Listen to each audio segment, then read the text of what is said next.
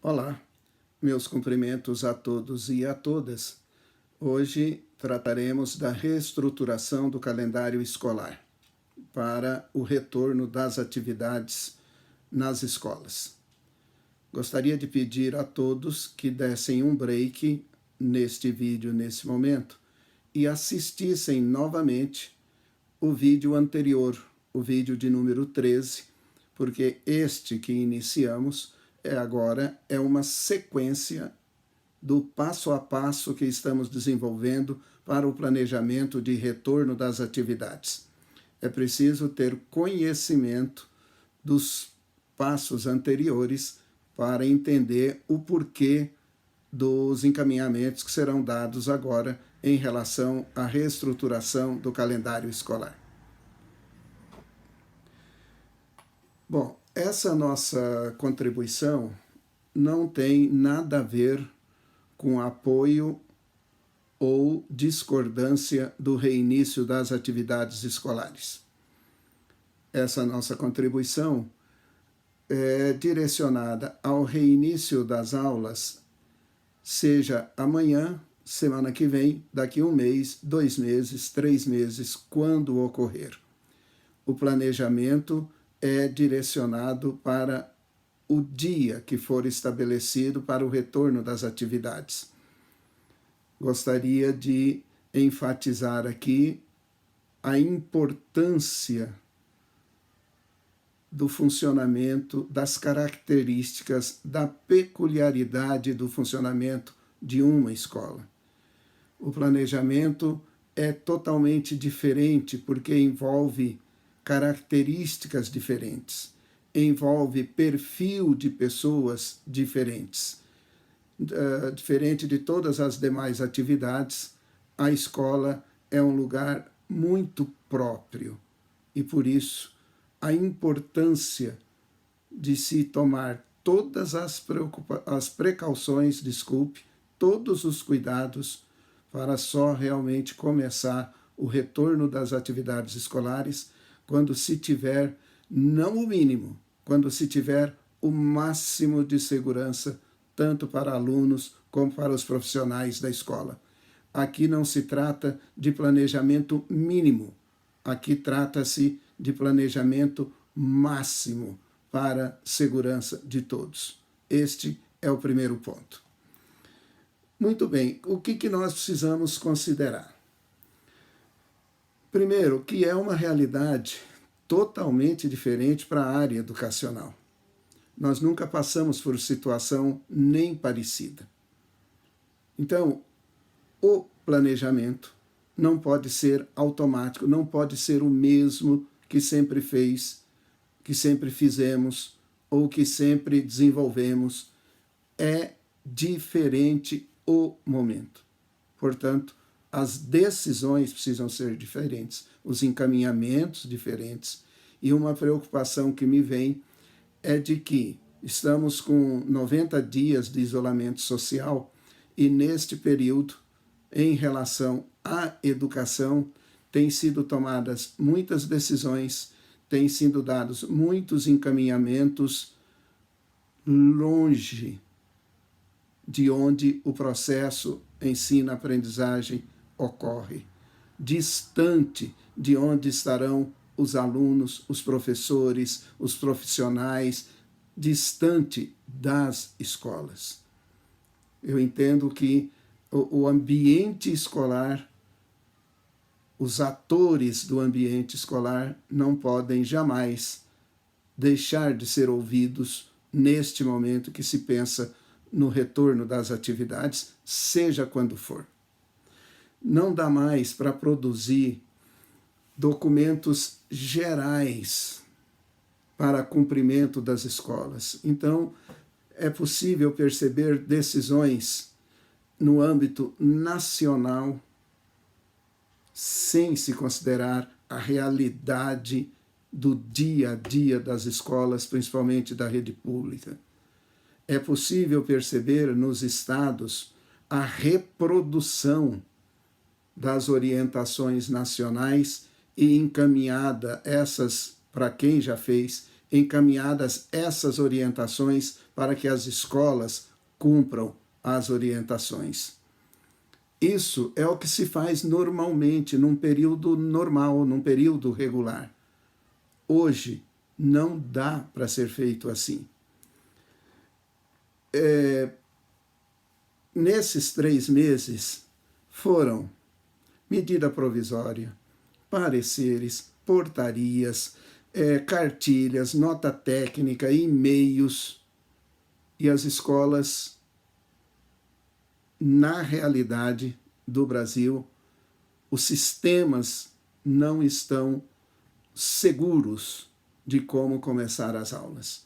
E como disse no início, esse é um momento, essa é uma decisão de planejamento máximo, de segurança e de cuidados máximos. Nós estaremos envolvendo crianças, adolescentes, jovens, adultos, no mesmo ambiente. Quando nós olhamos para a flexibilização social que está ocorrendo em diversas áreas e quais são as atitudes, o comportamento dos adultos, imagine isso ocorrendo num espaço pequeno ou menor do que um ambiente externo. É preciso muito cuidado. E é com esse enfoque que nós iremos desenvolver a nossa contribuição.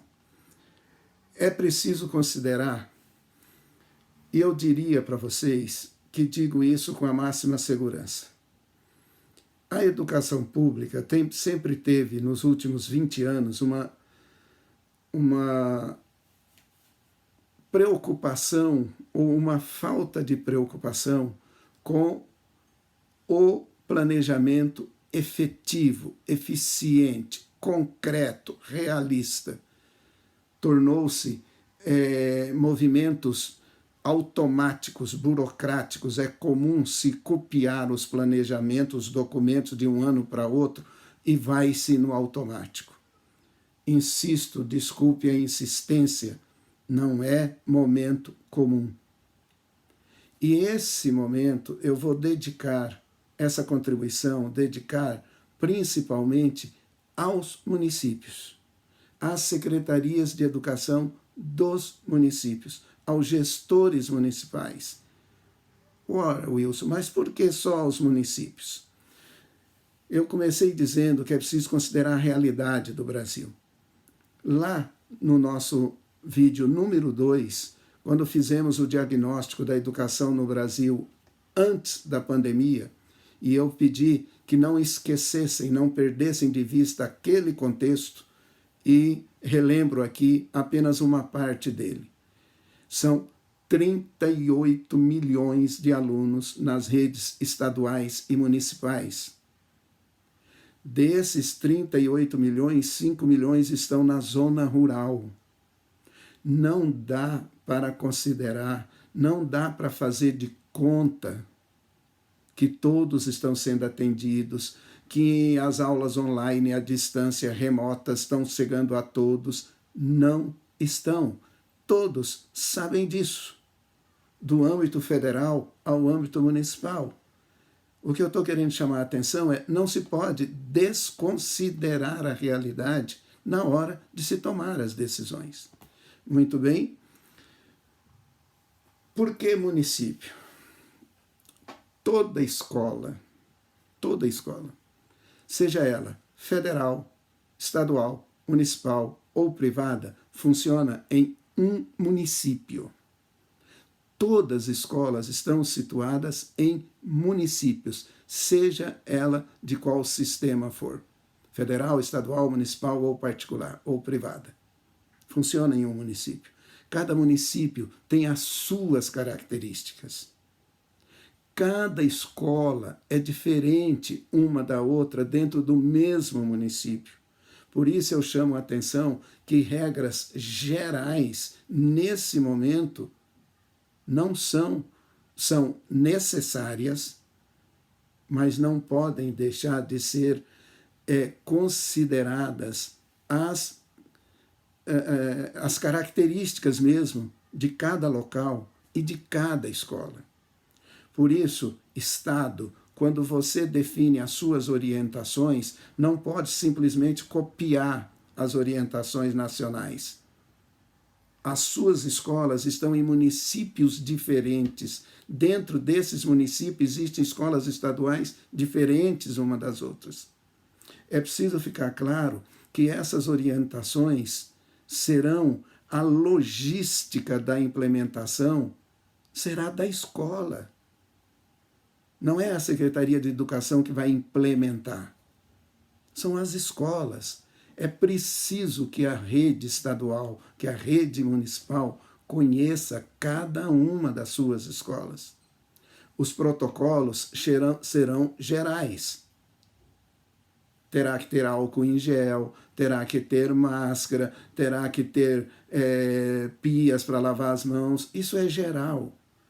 Mas quanto de álcool gel que eu vou precisar numa escola de 100 alunos e quanto que eu vou precisar numa escola de 2.000 alunos?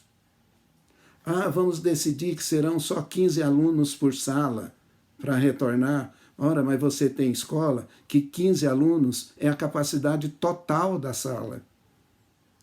A regra não pode, as orientações podem ser gerais, mas o detalhamento precisa ouvir as escolas. Não é, repito, estou sendo cansativo, não se pode fazer planejamento como se fazia nos anos anteriores. Agora é diferente. Veja bem, dos 5.570 municípios do Brasil, 68% tem menos de 20 mil habitantes. 68% dos 5.570 municípios do Brasil, segundo dados do IBGE, 68% tem menos de 20 mil habitantes. Ainda, desses 5.570 municípios, 94% tem menos de 100 mil habitantes. Essa é a realidade. Isso quer dizer que lá a tecnologia não chegou ainda. Eu posso dizer para vocês que até o ano passado, até 2019, eu era secretário adjunto de um município pequeno, com 100 mil habitantes, um pouquinho mais de 100 mil habitantes, em que a comunicação na prefeitura, nas escolas, é feita pelo celular particular de cada servidor. A prefeitura sequer tem uma linha telefônica. Imagine as escolas. Até final de 2018, eu era superintendente de tecnologia e inovação numa secretaria de Estado com 1,5 milhão de habitantes e 400 mil alunos. Nós não conseguíamos chegar às regionais por meio da tecnologia. Estou insistindo nisso porque não dá para considerar que neste momento da pandemia todos os alunos estão sendo atendidos. E eu, para refazer o calendário, reestruturar o calendário, eu preciso considerar essas coisas. Não dá simplesmente, vamos começar dia tal, termina dia tal. Não dá para fazer assim. O momento é diferente. Muito bem. E os municípios têm uma situação de ano eleitoral. Tudo isso coincidindo com um ano eleitoral. E nós sabemos como funcionam as eleições municipais e ainda mais nos pequenos municípios. Então, para encerrar essa primeira parte, não dá para se pensar em planejamento só para as grandes redes, ou que esses planejamentos das grandes redes sejam os mesmos planejamentos para a escola. Muito bem. A nossa proposta de reestruturação do planejamento, ela já foi publicada no dia 30 de abril nas nossas redes sociais, aliás, no dia 30 de abril no nosso Facebook, e no dia 6 de maio foi publicada também no nosso canal do YouTube. Continuamos com a mesma proposta.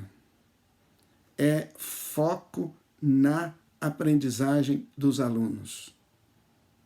A proposta é para que gestores públicos, estaduais, municipais, diretores de escola, tenham a segurança e a tranquilidade de desenvolver uma proposta sem aquela preocupação se pode, se não pode, é permitido isso, não é permitido isso.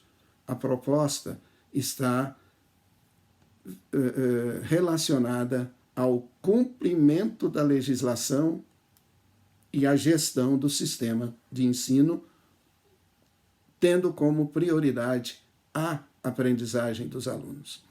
Então, eu vou apenas atualizar as datas daquilo que nós apresentamos lá em 30 de abril e em 6 de maio, nos nossos dois canais, que já apresentávamos essa proposta lá naquela data.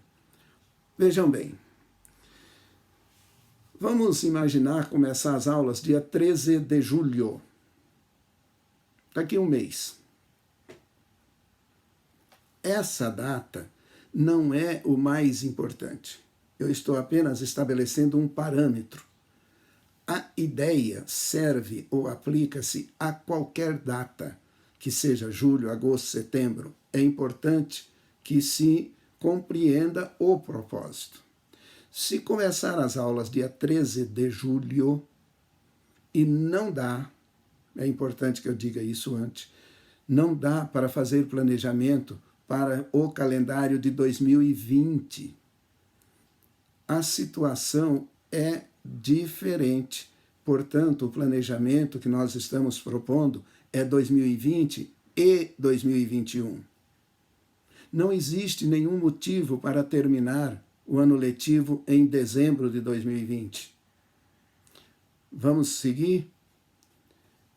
Se começar as aulas dia 13 de julho até 31 de dezembro de 2021, são 371 dias úteis, sem contar sábado, sem contar domingo.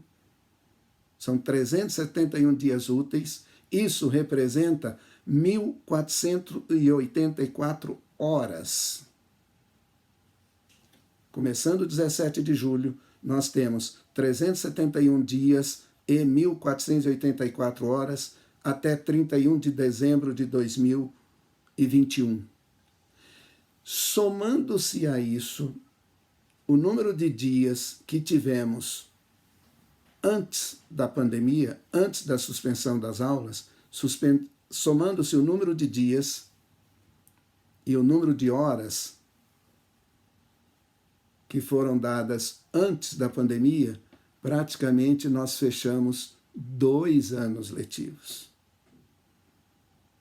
É possível você trabalhar com os 200 dias, com as 800 horas, começando no dia 13 de julho.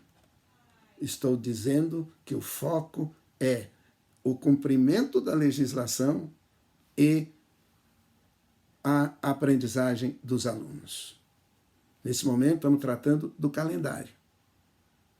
Ah, mas vai ser difícil começar dia 13 de julho. Realmente, será difícil. Vamos começar dia 3 de agosto. Dia 3 de agosto até 31 de dezembro de 2021 são 356 dias úteis. São 1.424 horas. Acrescentando-se o que foi dado antes da suspensão das aulas, faltaria muito pouco para se completar os 2 anos letivos, 2020 e 2021, garantindo aos alunos os 200 dias e as 800 horas e o cumprimento da legislação. Por que você está falando 200 dias, Wilson? Ora, a suspensão da obrigatoriedade dos 200 dias é só para 2020. 2021 eu terei que contar os 200 dias. A legislação de agora vale enquanto durar a pandemia. Então, utilize o dia que você, Secretaria de Educação, entender que vai ser possível começar. Cada município na sua realidade. Ora, a partir do momento que você definiu o dia de reinício e fez a identificação de quantos dias e quantas horas terá até o final de 2021, aí, Secretaria de Educação, é preciso sentar. Secretaria de Educação, professores, profissionais da educação, os pais dos alunos, sentem e distribuam o calendário no período da forma que for melhor para aqueles que vão fazer e para aqueles que vão receber o serviço escolar. Com a coordenação da Secretaria de Educação, com a articulação da Secretaria de Educação, com a aprovação da Secretaria de Educação, mas essas pessoas é que vão executar o processo ensino-aprendizagem dentro do calendário que for melhor para todos. Não será igual para todos, nem 2020, nem 2021. Será diferente para todos. Para professor, para diretor de escola, para servidor da secretaria, para os pais, para os alunos, para os empresários, para todos será um ano diferente. Não dá para fazer como sempre foi feito. Então, em relação ao calendário, é essa a proposta. Pense no dia que seja possível e faça essa projeção do tempo até final de 2021.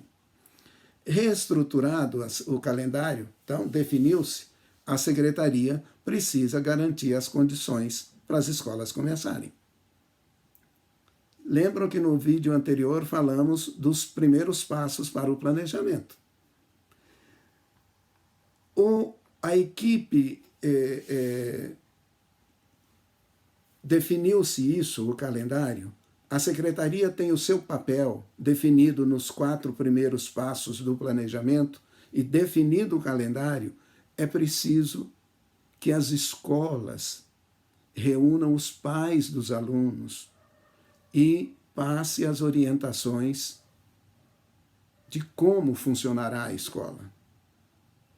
Os representantes dos pais participaram da reunião onde se definiu o calendário, mas é preciso que a escola, a secretaria não tem como fazer isso para todos, a escola, cada uma, precisa reunir os seus pais, reunir a sua comunidade e explicar o como será.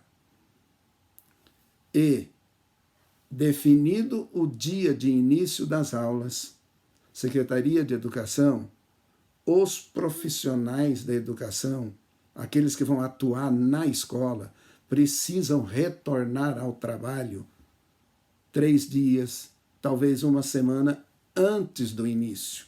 São eles que vão preparar a logística de funcionamento da escola.